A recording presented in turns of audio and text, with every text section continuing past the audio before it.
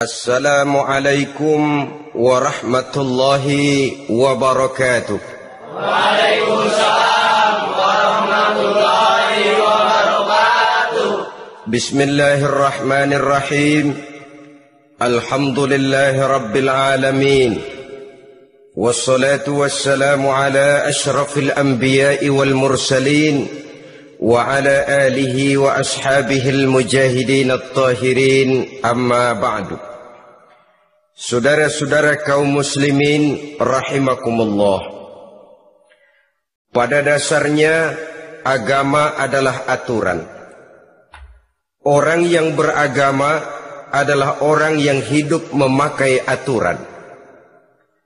Berbeda dengan undang-undang hukum pada umumnya, maka aturan agama ini tidak hanya berisi perintah dan larangan. Ia di samping berisi perintah juga berisi anjuran, pembolehan, pencelaan, dan larangan.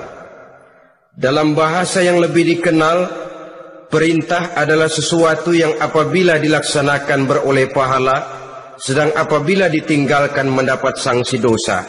Amalan semacam ini dinamakan amalan yang wajib.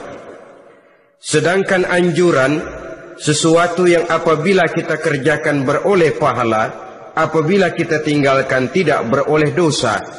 Amalan semacam ini dikenal dengan amalan sunnah. Pembolehan adalah sesuatu yang boleh saja, artinya boleh dikerjakan, boleh pula ditinggalkan, dan amalan semacam ini kita sebut dengan amalan mubah. Pencelaan adalah sesuatu yang berpahala jika ditinggalkan, tapi tidak berdosa manakala dikerjakan, dan ini dinamakan perbuatan yang makruh. Sedangkan larangan, sesuatu yang apabila dikerjakan beroleh dosa, apabila ditinggalkan beroleh pahala, dan amalan semacam ini lazimnya dinamakan amalan atau perbuatan yang haram.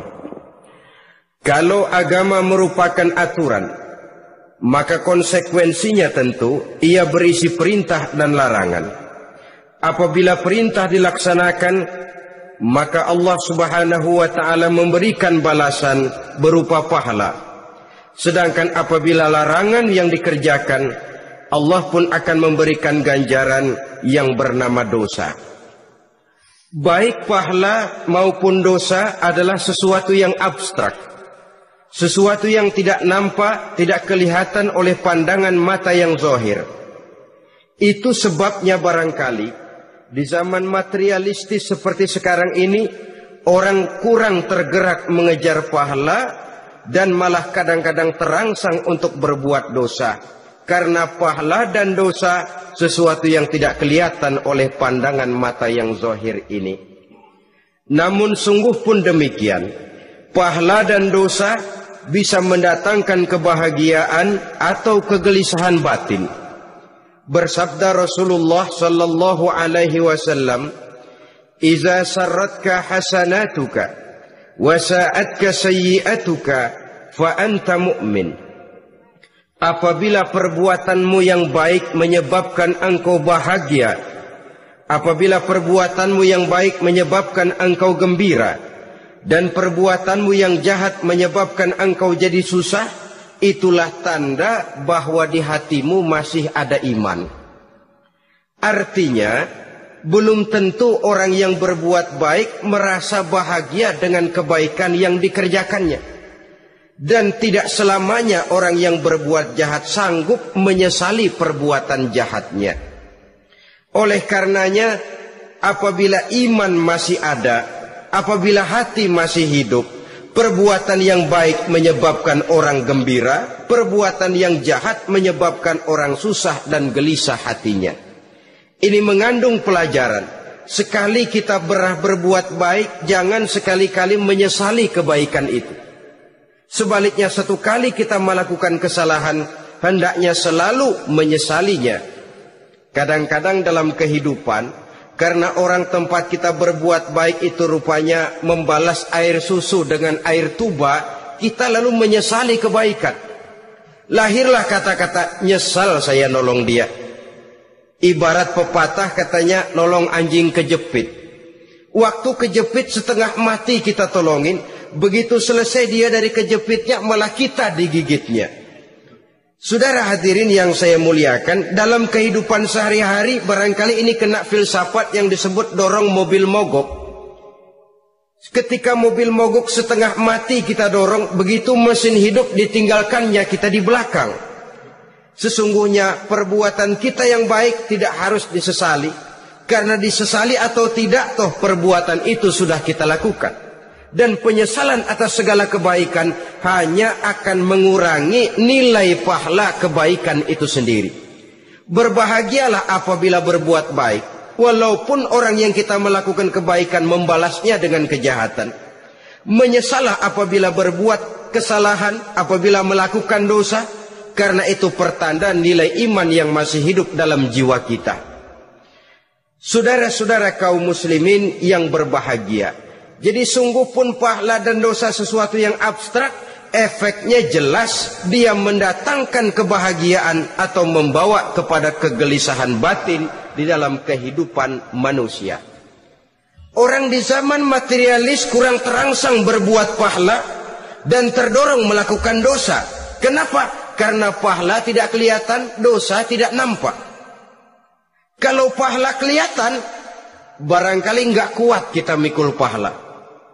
Kalau dosa benjol, umpama tiap bikin dosa palanya benjol, barangkali sudah nggak karu-karuan kepala kita. Baik pahala, baik dosa, sesuatu yang tidak nampak oleh pandangan mata zahir, tapi yang punya efek dalam kehidupan ini.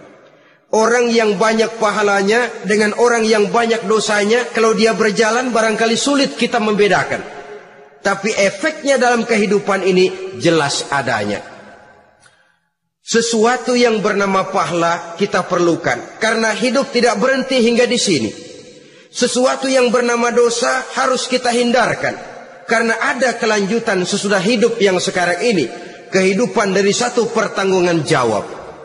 Itu sebabnya Imam Ghazali dalam bahasa yang indah sekali berpesan, "Jaddidis safinah fa innal bahra amiq wa khuziz zad fa inna safara ba'id." Perbarui selalu kapalmu, rawat, jaga baik-baik, dandani kapalmu, fa innal bahra amiq, karena sesungguhnya lautan ini sangat dalam. Satu bahasa yang indah dari tamsil terhadap kehidupan. Perbaiki kapalmu karena lautan ini sangat dalam. Artinya jaga baik-baik hatimu, pelihara iman dan keyakinanmu, karena hidup ini bagaikan gelombang lautan. Tempo-tempo air tenang, tempo-tempo ombak menggila dan menggunung. Jaga iman baik-baik karena hidup penuh dengan cobaan dan ujian. Itu maksudnya. Wa khuziz zad fa inna safara ba'id. Dan bawa bekal yang banyak karena perjalanan hidup ini sangat panjang. Perjalanan ini sangat jauh. Kita kalau pergi keluar kota tentu saja membawa bekal. Makin jauh kota yang akan kita tuju, makin banyak bekal yang harus kita bawa. Alangkah sengsaranya manusia apabila dia akan pergi ke satu kota yang jauh, modalnya cuma nekat. Bagaimana nanti di sana sajalah. Tidak membawa bekal sebagaimana yang sewajarnya. Hal yang semacam ini senangnya sih belum tentu, keblangsak dan susahnya sudah kebayang. Itu dalam kehidupan di dunia ini. Bagaimana kalau sudah bicara tentang kehidupan yang akan datang? Karena sesungguhnya hidup ini merupakan satu perjalanan yang sangat panjang. Sejak kita tinggal di alam arwah, pada saat jasad belum lagi diciptakan Allah, ruh sudah diciptakannya lebih dahulu. Sampai kemudian kita pindah ke alam rahim, alam kandungan ibu, untuk kemudian berpindah kepada kehidupan dunia. Dari dunia ini kita pindah ke alam barzakh. Di sana tinggal kita 100 tahun mungkin, 100.000 tahun mungkin, 1 juta tahun mungkin, menunggu saat datangnya kiamat. Lalu dari alam barzakh pindah kita ke alam akhirat. Satu perjalanan yang sangat panjang. Alangkah malangnya, alangkah sengsaranya jika tahu kita begitu panjangnya perjalanan hidup ini, tidak ada bekal yang kita bawa. Artinya kesengsaraan, kesulitan yang bertali-tali sudah jelas akan menimpa kita. Kalau pergi kita keluar kota membawa bekal uang, membawa bekal makanan, apa bekal yang mesti kita bawa? Apabila kita kembali ke alam barzakh, kembali ke alam kubur, berkumpul di padang mahsyar di akhirat nanti, nasi yang mau kita bawa, uang yang mau kita bawa, tentu tidak lagi. Karena kehidupan materialis selesai di atas liang lahat. Bila masuk kita ke liang lahat, disitulah pahala dan dosa memegang peranan yang sangat penting. Maka pada pertemuan malam ini kita akan bicara tentang pahala dan dosa itu. Saudara-saudara kaum muslimin rahimakumullah, yang dinamakan pahala, kata Imam Ali Al-Jurjani dalam kitab At-Ta'rifatnya, ma yastahiqqu bihi ar-rahmatu wal maghfiratu minallahi ta'ala. Sesuatu yang pelaksananya berhak untuk mendapat rahmah dan ampunan dari Allah. Dengan kata lain, nilai pahala adalah akibat dari perbuatan-perbuatan di dalam melaksanakan perintah dan anjuran yang ada di dalam kehidupan agama. Apabila perintah dan anjuran kita laksanakan, nilai pahala itu lalu datang. Nah, nilai pahala dalam Islam menurut konsepsi Quran, Allah menjelaskan, man jaa bil hasanati falahu asyru amsalihha. Barang siapa yang datang membawa satu kebajikan, barang siapa yang melaksanakan satu kebaikan, maka dia akan mendapat balasan 10 kali dari kebaikan yang dikerjakannya. 10 kali ini pun masih dilipat gandakan dengan 7. 7 ini pun masih dikalikan 100. Dan itu pun masih ditambah dengan pernyataan, wallahu yudha'ifu liman yasha. Allah masih akan melipat gandakan perbuatan baik seseorang yang dikehendakinya. Itulah nikmatnya dalam Islam. Tetapi sebaliknya, wa man jaa bis-sayyi'ati fala yujza illa mislaha. Barang siapa yang melakukan satu kejahatan, dia tidak akan mendapat balasan kecuali sesuai dengan kejahatan yang dikerjakannya. Alangkah rahman dan rahimnya Allah.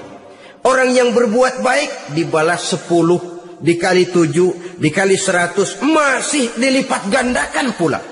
Tapi orang yang berbuat jahat tidak akan mendapat balasan kecuali sesuai dengan kejahatan yang dikerjakannya. Ini kan beda dengan sifat kita manusia. Kita ini kadang-kadang kalau dijitak membalasnya mukul. Tapi kalau orang berbuat baik kepada kita, kita enggan untuk berbuat baik kepada orang tadi. Allah tidak mengajarkan begitu. Satu kebaikan berbalas 10. Satu kejahatan berbalas dengan satu kejahatan. Maha Rahman dan Rahim Allah. Bahkan dalam Islam, niat berbuat baik saja mendapat pahala. Sedangkan niat berbuat jahat belum ditulis merupakan satu dosa sampai kejahatan itu dikerjakan oleh orang yang niat tadi. Umpamanya, saudara niat, nanti malam giliran pengajian saya mau hadir di majelis taklim. Pas datang waktu malam, hujan turun sangat lebat. Saudara berhalangan datang ke majelis taklim, saudara sudah mendapat pahala niat. Tapi saudara niat, nanti malam kalau turun hujan, saya mau bongkar rumahnya si fulan, saya mau curi seluruh harta bendanya. Ternyata malam saudara tidak mengerjakan perbuatan itu belum ditulis dosa sampai perbuatan itu benar-benar dikerjakan. Tapi lalu jangan macam-macam, kalau begitu niat aja yang baik biar nggak usah dikerjain. Niat aja pengen ngaji walaupun tidak ada niatan untuk ngaji. Allah lebih tahu tentang apa yang terdetik di dalam hati sanubari kita. Itulah sebabnya sangat dianjurkan orang untuk melakukan segala macam kebajikan. Dan dianjurkan orang menjauhkan segala macam bentuk kejahatan. Karena dia akan berefek melahirkan dosa dan pahala. Dosa dan pahala itulah alat untuk memperoleh kebahagiaan di alam kubur, di padang mahsyar, sampai di akhirat nanti. Di dunia ini mungkin segalanya bisa kita beli dengan yang namanya uang. Keamanan kita bisa menyewa petugas untuk menjaga rumah kita. Kendaraan yang mewah bisa kita beli. Udara yang sejuk bisa kita ciptakan. Siapa banyak uang dia raja. Mungkin itu di dunia. Tapi bisa apa uang kalau kita sudah masuk ke alam kubur? Bisakah munkar nakir kita sogok? Udah karkir, jangan nanya nih, cepet. Bisakah malaikat azab menyingkir dengan uang semir? Ternyata tidak. Untuk memperoleh kebahagiaan di sana, nilai pahala. Kesengsaraan akan kita dapat kalau kita banyak menumpuk dosa. Oleh karena itu jangan beranggapan, pahala nggak kelihatan, dosa juga nggak kelihatan, biarin saja. Yang tidak kelihatan ini pada waktunya akan memegang peranan yang sangat penting. Tapi tidak cuma untuk menghadapi hidup di situ, kita lalu harus berbuat baik dan meninggalkan yang jahat. Terutama juga di dunia ini. Toh pepatah bilang gajah mati meninggalkan gading, harimau mati meninggalkan belang.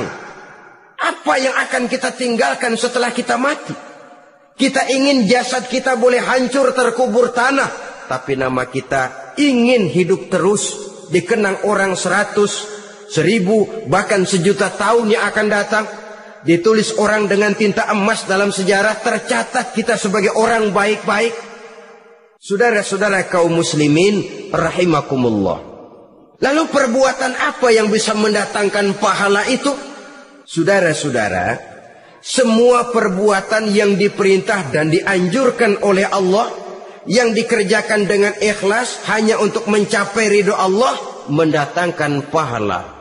Kadang-kadang menurut pendapat kita remeh, tapi nilainya di sisi Allah besar. Itu pahala. Menghitung pahala itu hak prerogatif Allah. Perbuatan yang ringan Allah mau berikan ganjaran yang besar, itu urusan Allah. Misalnya, kata Nabi, la tahkiranna minal ma'rufi syai'an. Jangan kamu menganggap remeh perbuatan baik walaupun kecil. Jangan merasa sulit melakukan perbuatan yang mengandung pahala. Bertemu dengan teman, muka kita cerah, berpahala. Menyingkirkan duri di jalanan, berpahala. Menolong orang yang sesat, memberitahu orang yang bertanya, berpahala. Tidak sulit kalau kita mau. Yang diperintah dan dianjurkan oleh agama, itu perbuatan yang mengandung nilai-nilai pahala. Masalahnya cuma tinggal mau atau tidak, dan dikerjakan dengan ikhlas. Bertemu teman, mukanya cerah, pahala. Menyingkirkan duri di jalanan, pahala. Sodakoh, pahala. Tidak berupa perbuatan, bisa berupa ucapan. Misalnya bersolawat, pahala. Bertasbih dan bertahmid, pahala. Kata Nabi, kalimatani khafifatani 'alal lisan, saqilatani fil mizan. Ada 2 kalimat yang enteng di lidah tapi berat di timbangan akhirat nanti. Apa itu? Subhanallah walhamdulillah. Itu kan amalan yang ringan, perbuatan yang mudah saja, tapi nilainya demikian besar dalam pandangan Allah. Jadi pendeknya, perbuatan yang bernilai pahala adalah perintah dan anjuran agama yang dilaksanakan dengan ikhlas semata-mata untuk mencapai ridho Allah, itu mengandung pahala. Niat dasarnya itu harus karena Allah, landasannya harus karena ikhlas. Bukan cuma sekedar basa-basi, tidak karena ingin dipuji orang, tidak karena mengharap tanda jasa, tapi ikhlas semata-mata. Dari perbuatan yang paling kecil dan mudah sekali sampai kepada amalan-amalan yang besar dan memerlukan biaya yang besar, seperti melaksanakan ibadah haji, seperti jihad fi sabilillah, membangun masjid, membangun pondok-pondok pesantren, membangun pusat-pusat kesehatan, membangun jalan-jalan umum, termasuk menjaga keamanan. Jangan dikira loh, siskamling umpamanya, menjaga keamanan kampung tidak berpahala. Kalau diniatkan ibadah, menjaga ketenangan warga supaya mereka tekun ibadah, ikhlas karena Allah, itu juga bernilai ibadah.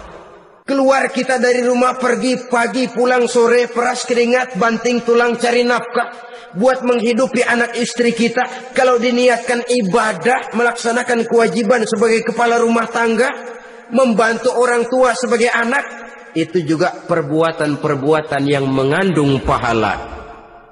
Yang terbaik sesuai dengan bidang kehidupan kita. Ada orang yang dinamakan abid, ahli ibadah, pahala yang paling baik bagi dia banyak-banyak tahajud, sembahyang malam, wirid, zikir, tasbih. Ada yang dinamakan orang alim, pahala yang paling baik buat orang macam ini mengajar, menyebarkan ilmu, mendakwahkan Islam. Ada yang disebut wali, pejabat pemerintah, petugas. Amalan pahala yang paling baik buat orang semacam ini melayani masyarakat, bekerja di bidangnya sesuai dengan profesinya.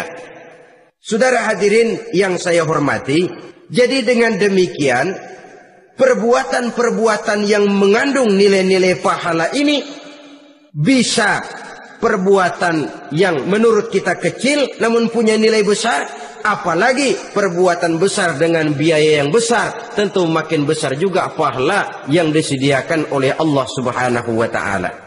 Oleh karenanya, kalau kita bercermin dari ayat Quran, hidup ini kesempatan untuk berbuat baik. Huwallazi khalaqal mauta wal hayata liyabluwakum ayyukum ahsanu amala.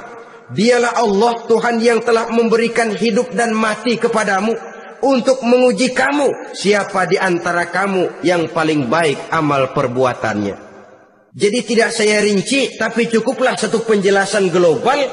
Perbuatan yang berpahala adalah perbuatan melaksanakan perintah Allah atau anjuran Allah dengan dasar ikhlas, dengan tujuan untuk mencapai ridho Allah semata-mata.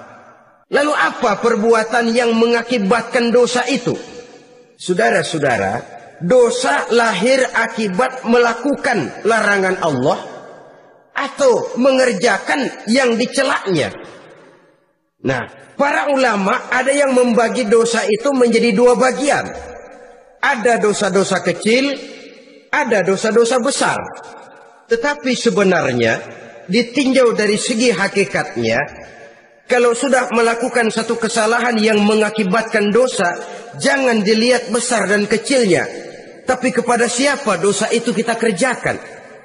Sebab kalau dosa kita anggap satu yang kecil, orang akan terangsang untuk mengerjakan yang kecil-kecil saja. Sehingga dengan demikian, yang kecil pun akan menjadi besar kalau ditumpuk-tumpuk. Sedangkan yang besar bisa saja menjadi kecil kalau selalu diiringi dengan permohonan ampun kepada Allah. Itu sebabnya para ulama sufi, orang-orang tasawuf mengatakan la saghair ma'al istimrar wala kabair ma'al istighfar. Tidak ada dosa yang kecil kalau dikerjakan terus-menerus, dan tidak ada dosa yang besar kalau digempur tiap saat dengan perbuatan istighfar atau memohon ampun kepada Allah Subhanahu wa ta'ala. Cuma saja pada umumnya, karena dosa-dosa kecil itu lebih mudah taubatnya, dan ada janji Nabi, barang siapa yang meninggalkan dosa-dosa besar akan diampuni dosa-dosanya yang kecil-kecil. Oleh karena itu, pada kesempatan ini kita akan juga bicarakan apa saja yang termasuk klasifikasi dosa-dosa besar, dengan harapan kita bisa menjaga diri, menyelamatkan diri, jangan sampai terjatuh ke dalam dosa-dosa yang besar tadi.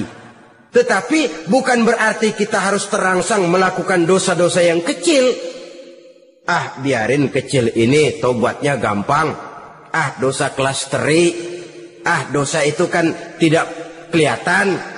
Lalu terangsang melakukan perbuatan dosa-dosa. Walaupun kecil, kalau berlarut terus-menerus, dia akan tumbuh menjadi dosa yang besar. Oleh karenanya, jangan sampai mengundang pengertian. Kalau kita membicarakan dosa-dosa yang besar, lalu terangsang melakukan dosa-dosa yang kecil. Karena bagaimanapun juga, dosa kecil dan dosa besar sama dalam arti kepada Allah kita melakukan kesalahan. Dan dosa yang kecil pun kalau bertumpuk, dia akan menjadi banyak. Saudara-saudara kaum muslimin rahimakumullah. Ada beberapa jenis dosa-dosa besar. Jenis yang pertama, asyirku billah. Syirik atau menyekutukan Allah. Dari sekian deretan dosa-dosa besar, syirik ini merupakan bapak moyangnya dosa.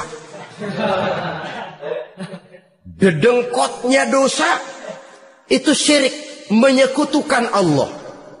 Bahkan dosa yang lain Allah masih mau mengampuni. Tapi kalau sudah syirik, menyekutukan Allah, itu sudah satu dosa yang tidak berampun sama sekali. Oleh karena itu tepat pesan Imam Ghazali tadi.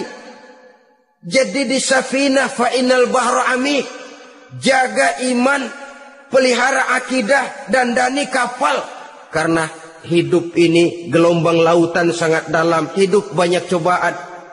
Di dalam hidup di zaman sekarang ini, saudara bisa perhatikan, di mana tensi ekonomi tinggi, lapangan kerja sulit, persaingan hidup makin tajam, sifat egois dan individualis tumbuh di mana-mana, rasa solidaritas sosial menurun, sifat gotong royong musnah, orang mudah potong kompas, potong jalan, ingin cepat kaya, ingin cepat naik pangkat, ingin dapat kedudukan. Kadang-kadang akidah pun terjual, akidah pun musnah. Jatuh ke jurang syirik pun tidak jadi soal. Itu yang kita khawatirkan. Kalau dosa-dosa yang lain Allah masih mau mengampuni, tapi kalau sudah jatuh kepada syirik, Allah sama sekali tidak akan memberikan ampun. Dalam kaitan dengan ini barangkali tepat sinyalemen Imam Ali itu. Andai kata kemiskinan merupakan satu kepribadian, saya akan membunuhnya lebih dahulu. Artinya memang kemiskinan ini sering mendorong orang kepada jurang kemusyrikan. Tidak tahan menghadapi godaan perut akibat tensi ekonomi yang tinggi, lapangan kerja yang sulit.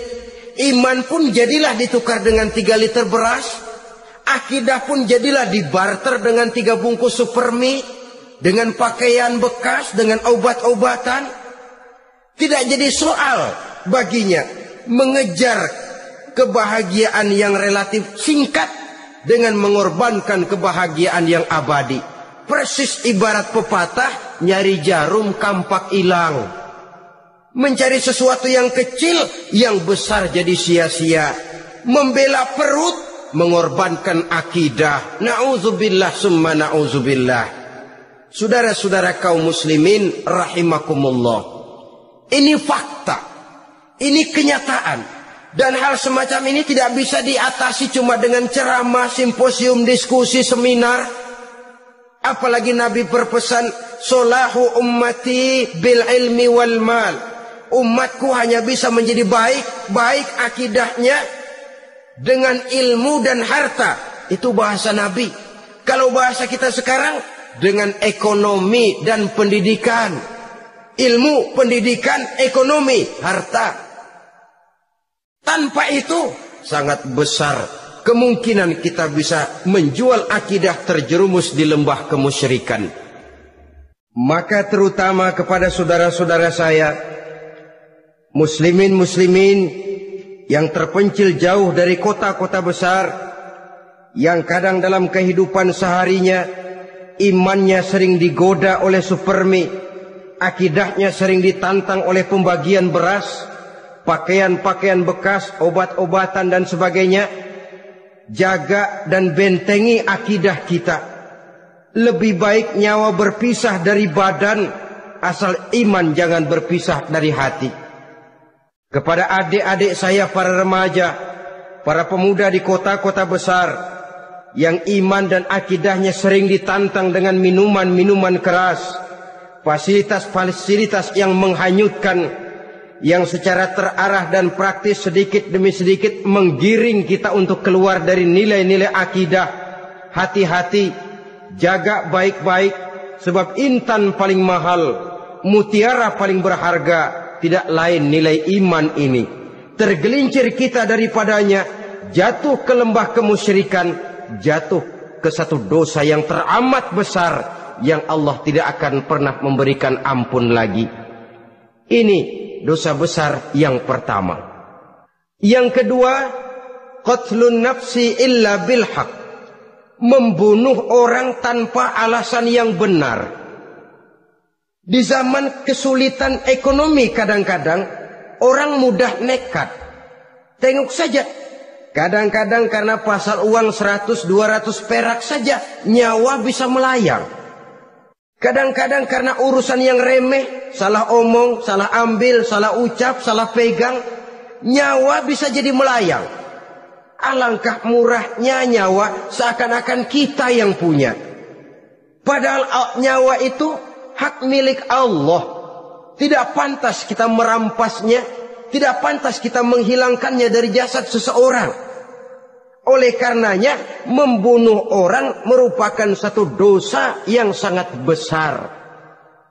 Jangankan kepada orang yang seakidah, orang yang lain akidah saja pun, kalau dia hidup berdamai, rukun, berdampingan, kita harus melindungi. Apatah lagi teman seakidah sendiri. Saudara-saudara kaum muslimin rahimakumullah. Pantas kalau Nabi menyatakan, apabila dua orang Islam sudah saling berkelahi, berbunuh-bunuhan, al-qatil wal maqtul finnar. Yang membunuh dan yang dibunuh, dua-duanya sama-sama masuk neraka. Sahabat heran, ya Rasul, kalau yang membunuh masuk neraka sih wajar, tapi yang terbunuh kok neraka juga, kenapa? Kata Rasul, sebenarnya dia juga cuma sudah niat untuk membunuh, cuma keduluan saja. Andai kata dia tidak terbunuh, tentu dia yang akan membunuh. Saudara-saudara kaum muslimin rahimakumullah, Islam sesuai dengan namanya adalah agama damai. Kita tidak boleh mencari-cari musuh, walaupun tidak boleh lari kalau bertemu musuh. Oleh karenanya, pantang seorang muslim menimbulkan benih keonaran menjadi biang kerok buat lingkungannya. Sesuai dengan namanya, seorang muslim adalah seorang yang dalam hidup senantiasa berusaha menebarkan salam, menebarkan kedamaian, ketenangan dan ketentraman. Dengan prinsip musuh jangan dicari, bertemu pun jangan lari. Yang ketiga, termasuk dalam kelompok dosa besar ini, syurbul khamr, meminum minuman keras. Termasuk di dalam kata khamr ini ganja, morfin, narkotik. Sebab apa? Jenis minuman semacam itu tidak hanya merusak keadaan sekarang, tapi sekaligus merusak kehidupan yang akan datang. Kalau itu jatuh di tangan generasi muda, artinya kan merusak kehidupan masa depan daripada suatu bangsa. Karena apa? Remaja dan pemuda merupakan bentuk miniatur daripada kehidupan bangsa. Akan bagaimana warna umat Islam di Indonesia, bahkan akan bagaimana warna Indonesia 30, 40, 50 tahun yang akan datang, remaja sekarang jawabannya. Kalau remaja kita sekarang ini kerjanya cuma bisa nyekek botol, insya Allah bangsa Indonesia 30-40 tahun yang akan datang akan tumbuh menjadi bangsa teler. Tidak banyak yang bisa kita harapkan. Remaja adalah gambaran masa depan dari satu bangsa, dari satu umat. Dan remaja itu di dalam dirinya secara fitrah terkumpul semua bakat, terdapat semua kemungkinan. Kita ini lahir membawa sifat pemimpin, tapi juga membawa sifat pengacau. Kita ini ada bakat jadi orang jujur, ada bakat jadi pengkhianat. Kita ini ada bakat menjadi orang baik-baik, kita juga punya bakat jadi biang kerok. Kita kemungkinan bisa jadi pemimpin bangsa, tapi juga bisa menjadi pemimpin bangsat. Nanti lingkungan dan pendidikan akan menumbuhkan, membentuk mana yang tumbuh lebih subur. Kalau lingkungan dan pendidikannya lebih banyak bercerita tentang kejujuran, maka nilai kejujuran yang akan tumbuh lebih banyak dalam jiwanya. Dan insya Allah diharapkan dia akan menjadi manusia yang jujur di kelak kemudian hari nanti. Dan masalah minuman keras ini sebenarnya berkait. Kita tidak bisa cuma menyalahkan remaja saja, menyalahkan pemuda saja. Karena bagaimanapun masalahnya kompleks. Menghancurkan sesuatu tanpa melihat kausalnya, tanpa melihat sebab akibatnya kan sama juga bohong. Kemungkinan karena broken home, kemungkinan karena pergaulan, kemungkinan karena kurang perhatian orang tua, kemungkinan karena akibat bacaan, tontonan, atau fasilitas berupa dibukanya pabrik-pabrik minuman keras, dijualnya minuman-minuman keras, di warung-warung yang remang-remang, yang memberikan kenikmatan, kebahagiaan dan kebanggaan tersendiri, sehingga akhirnya orang terangsang untuk datang dan minum di sana. Pada dasarnya memang sepele, cuman minum, nggak ngerugiin orang lain kan? Iya, pada waktu minum. Tapi dikala sudah mabuk, out of control, apapun bisa kita lakukan. Yang kita ucapkan kita tidak sadari lagi, yang kita kerjakan tidak kita sadari lagi. Dikala itu segala macam kejahatan bukan sesuatu yang tidak mungkin untuk kita laksanakan. Nggak ngerugiin orang lain, memang pada saat mau minum. Tapi begitu minum, mabuk, kita bisa merugikan orang lain. Setidaknya merugikan diri sendiri. Pertumbuhan IQ menjadi lemah, semangat kehidupan hilang, gairah kerja menurun, kalau tidak ada sama sekali.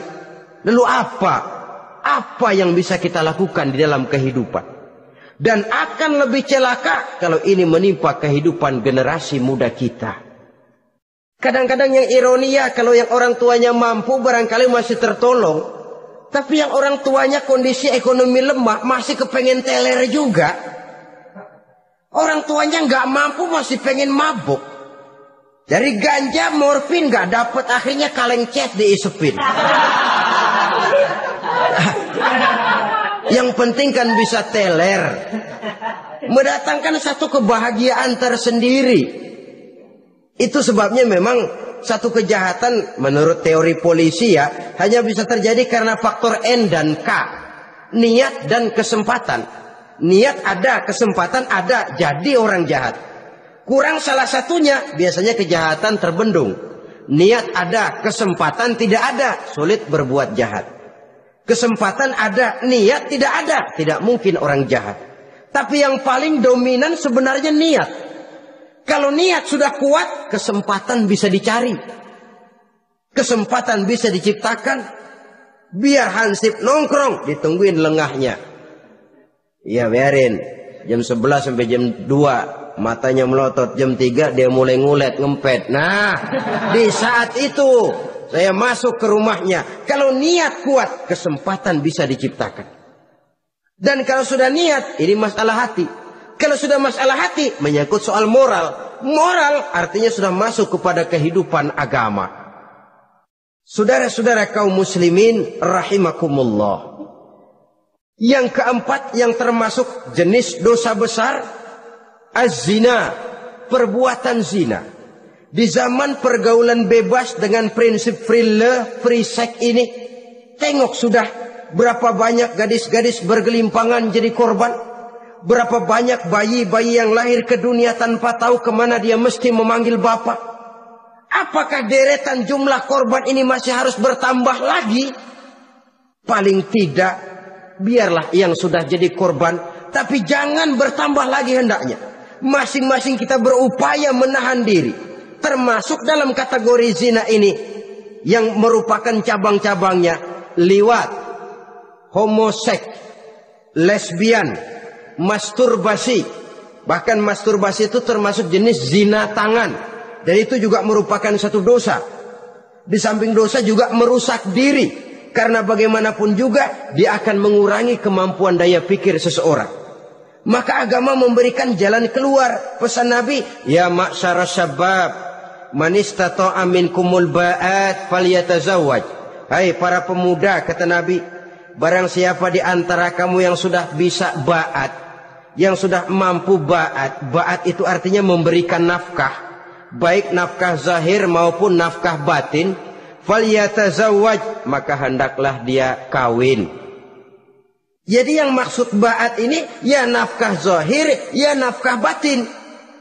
Kita kadang-kadang cuma bisa ngasih nafkah batin saja sudah merasa pokoknya kan saya sanggup untuk kawin, lalu kawin tanpa kehilangan, dengan kehilangan pertimbangan.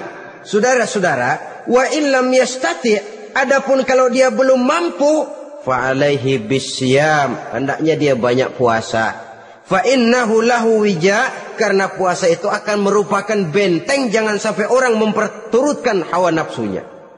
Andai kata puasa belum hobi, banyaklah olahraga para pemuda, para remaja. Karena dengan olahraga, pemikiran untuk memperturutkan hawa nafsu agak sedikit terkendali dan energi tersalurkan dalam bentuk yang positif.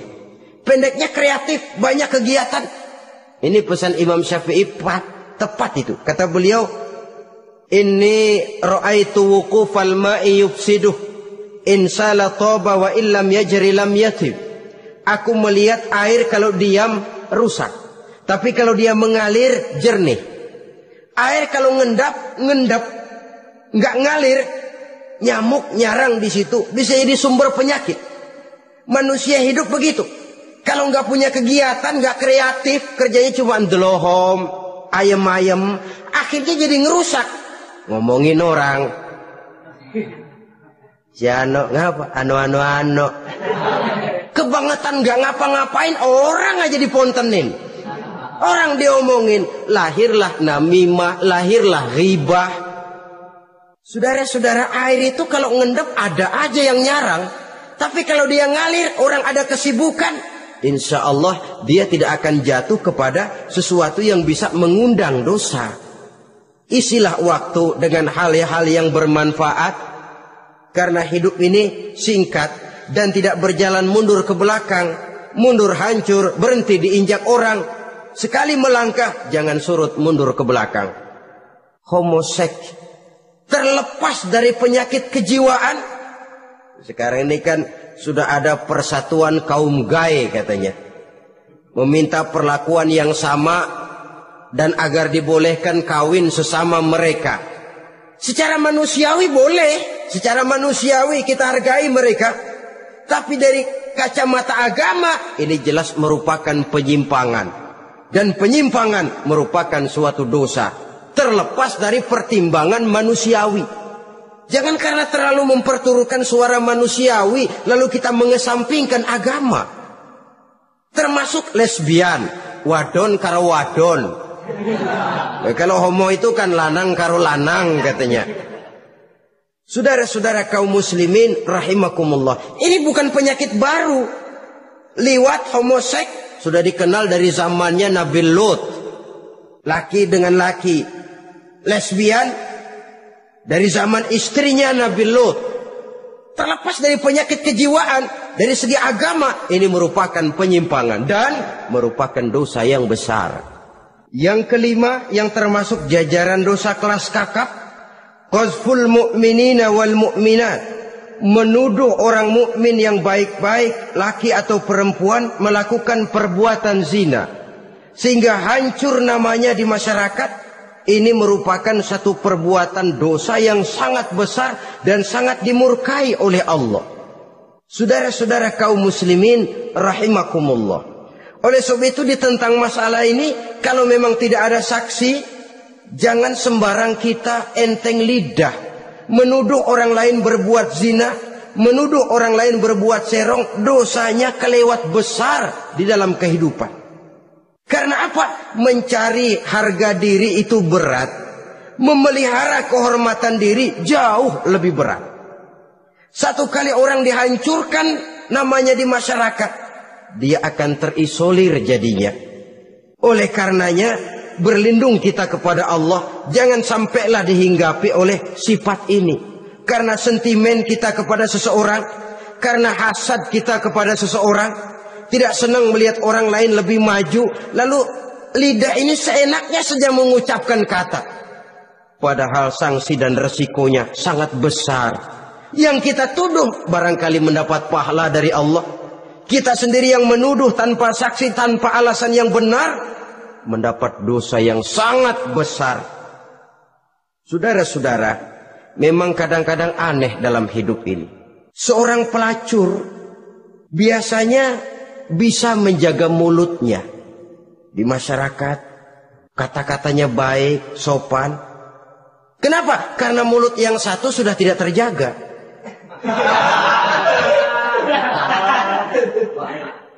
Kita kadang-kadang kehormatan bisa kita jaga, tapi mulut tidak terkontrol. Ngomong saenake dewe, bikin orang mangkel, kesal, fitnah sana, fitnah sini, menghancurkan nama baik orang, ngomongin yang macam-macam. Bagai-bagai macamlah caranya. Saudara-saudara kaum muslimin yang berbahagia. Jadi dengan demikian, menuduh orang lain berbuat zina, sedangkan orang itu tidak pernah melakukannya, ini termasuk satu dosa yang sangat besar di dalam kehidupan ini. Yang keenam, al-'aqu bil walidain, durhaka kepada ibu bapak. Seorang anak, bagaimanapun banyak nilai ibadahnya, banyak kebaikan di masyarakat, menyandang berbagai macam gelar, pangkat dan jabatannya tinggi, tapi kalau sudah durhaka kepada kedua orang tuanya, alamat hidup tidak lagi membawa keberkahan. Dan itu dosa yang sangat besar. Sampai Nabi sabdakan, ridho Allah ada di dalam keridhaan ibu bapak, murka Allah pun ada di dalam kemurkaan ibu dan bapak. Walaupun belum tentu setiap kita orang tua, tapi yang jelas setiap kita adalah anak. Dan setiap anak punya ibu dan bapak. Jangan sampai kacang lupa kepada kulitnya. Saudara-saudara kaum muslimin rahimakumullah. Durhaka kepada ibu bapak merupakan perbuatan yang sangat dimurkai oleh Allah. Apalagi ibu yang telah melahirkan kita, bahkan mengandung kita. Begitu juga bapak yang telah berusaha peras keringat banting tulang untuk mengasuh membesarkan kita. Tidak ada perbuatan baik yang kita lakukan untuk bisa menebus kebaikan daripada ibu dan bapak kita. Setidaknya kalau belum bisa berbuat baik kepadanya, kepada keduanya, janganlah menyakiti hati keduanya. Itu saja dulu yang harus dijaga. Kadang-kadang sudah berbuat baik enggak, nyakitin melulu.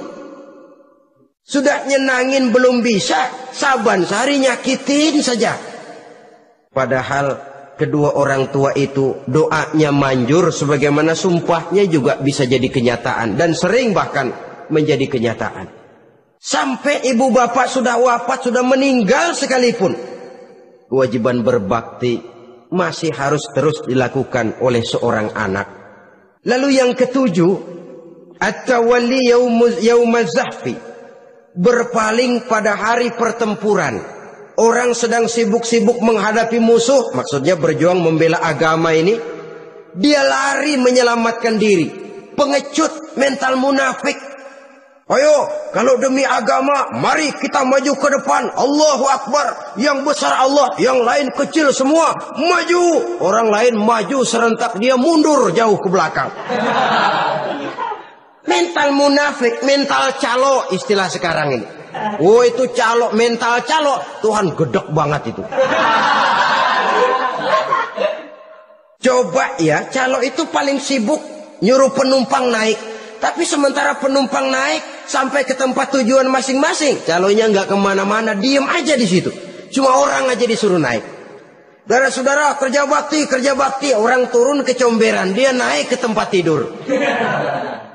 Mundur di hari pertempuran, menyebabkan orang lain gugur, dia sendiri menyelamatkan diri. Mental pengecut, mental munafik, itu merupakan dosa yang sangat besar. Saudara-saudara kaum muslimin rahimakumullah. Itu sebabnya agama itu memerlukan keberanian. Memang, tapi bukan keberanian yang tanpa perhitungan. Sebab berani tanpa berhitung namanya berani babi. Kita berani kalau benar, kita harus takut kalau salah. Jangan dibalik. Salah berani, nekat namanya. Benar takut, pengecut namanya. Orang yang pengecut adalah orang yang takut membela kebenaran. Orang yang nekat sesungguhnya udah salah nggak malu lagi. Udah salah nekat lagi. Merasa rugi berbuat kebaikan, puas kalau berbuat kejahatan. Padahal Nabi pesan, siapa yang berbuat dosa sambil tertawa, nanti dia akan masuk neraka sambil menangis. Karena itu dipesan pula di dunia ini, sering-seringlah mencuci mukamu dengan air mata taubat. Cuci lidahmu dengan zikir kepada Allah. Bersihkan hatimu dengan air ikhlas. Saudara-saudara kaum muslimin rahimakumullah. Kan ada toh orang berbuat baik nggak gembira, tapi berbuat jahat malah puas. Atau sama saja orang lain berbuat baik, hatinya kesel. Orang lain berbuat jahat, dia malah mendukung. Atau orang lain tergelincir berbuat jahat, dia malah girang. Ini kan tidak objektif. Karena yang berbuat baik, orang yang dia keselin, dia nggak seneng. Tetapi karena yang berbuat jahat, orang yang dia senengin, dibenerin juga. Itu nggak objektif namanya. Mundur di hari pertempuran pada saat saudara-saudara kita sedang menghadapi musuh, sikap pengecut yang sangat dibenci Allah. Yang kedelapan, termasuk kelompok dosa besar, aklu malil yatim, makan harta anak yatim. Kadang-kadang ada orang mengeksploitir loh nasib anak-anak yatim. Karena biasanya para dermawan peka kalau mendengar nasib yatim, memberikan santunan. Si yatim belum makan, yang ngurusin udah pada kenyang. Mengeksploitir, memakan harta anak yatim termasuk dosa yang sangat besar. Sehingga Nabi pesan, ana wa kafilul yatim kahataini yaumal qiyamah. Aku dan orang yang menyantuni anak yatim seperti dua jari ini di hari kiamat. Rumah yang paling dimuliakan Allah adalah rumah yang di dalamnya ada anak yatim yang hidupnya dihormati, hidupnya disantuni, keperluannya dicukupi. Maaf saja, tahap kita menyantuni anak yatim ini baru tahap setahun sekali. Kalau Muharram kita agungkanlah, kita besarkan. Lebaran yatim katanya.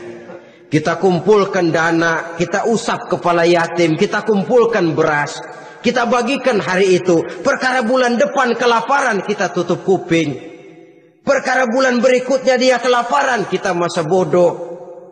Bahwa di bulan Muharram kita santuni yatim piatu itu sudah baik. Tapi akan lebih baik lagi kalau kita sanggup menjadi bapak asuh mereka, memikirkan sekolah mereka, ada kontinuitas. Kalau mereka diasuh oleh orang lain, lalu bertukar agamanya, berpindah akidahnya, kita ngomel habis-habisan. Tapi kita ada kemampuan, kita tidak mau berbuat semacam itu. Ya sama juga bohong namanya. Saudara-saudara kaum muslimin rahimakumullah. Orang yang menyantuni yatim mendapat pahala besar.